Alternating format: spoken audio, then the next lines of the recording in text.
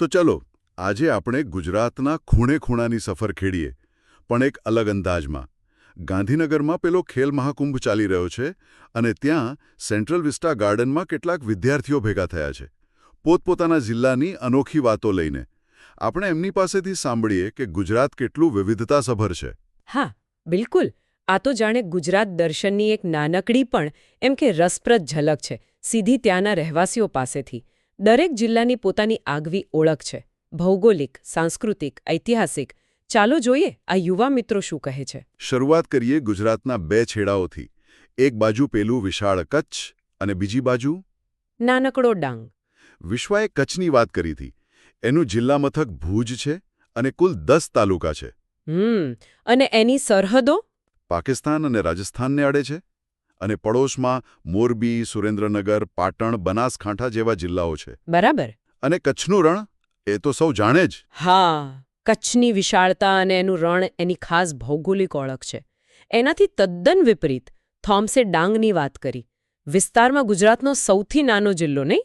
હા, માત્ર 1764 ચોરસ કિલોમીટર અને વસ્તી પણ સૌથી ઓછી, લગભગ 2,26,769. પણ એની વિશેષતા છે લીલીછમ વનરાજી.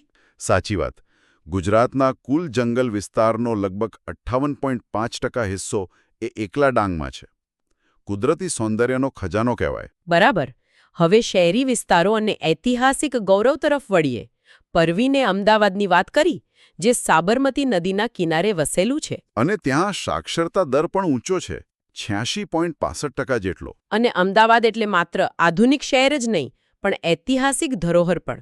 પરવીને ઉલ્લેખ કરેલી પેલી સીદી સૈયદની જાળી એની બારીક કોતરણી માટે વિશ્વવિખ્યાત છે. હા, ખરેખર અદ્ભુત છે. સાથે કાંકરિયા તળાવ, સાબરમતી રિવરફ્રન્ટ અને ગાંધી આશ્રમ જેવા સ્થળો પણ શહેરની ઓળખ છે. અમદાવાદના શહેરી વાતાવરણથી થોડા દૂર જઈએ તો મૈત્રીએ જૂનાગઢ અને ગરવા ગિરનારની વાત છેડી. હા, ગિરનાર પર્વત અને એનું ગોરખ શિખર, ગુજરાતનું સૌથી ઊંચું શિખર, બરાબર ને? બિલકુલ. પેલી કહેવત યાદ આવે, ઊંચો ગઢ ગિરનાર વાદળથી વાતું કરે. સાચી વાત. જૂનાગઢની પહાડી શાન પછી ગાંધીનગરના અને મહેસાણાના ધાર્મિક અને ઐતિહાસિક સ્થળોની વાત આવી.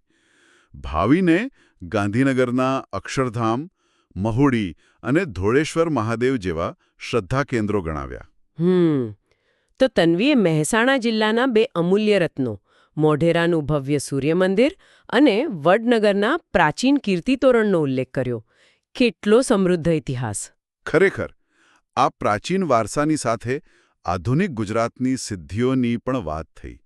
કૃષ્ણાએ નર્મદા જિલ્લાની ઓળખ આપતા નવા ગામ પાસે નર્મદા નદી પર બંધાયેલા સરદાર સરોવર બંધની વાત કરી. અને ત્યાં જ સ્થિત વિશ્વની સૌથી ઊંચી પ્રતિમા, સ્ટેચ્યુ ઓફ યુનિટી. બરાબર. આ બંને સ્થળો ગુજરાતના આધુનિક પ્રવાસન અને ઇજનેરી કૌશલ્યના પ્રતીક જેવા છે. હવે થોડી વાત વન્યજીવન અને લોકસંસ્કૃતિની કરીએ.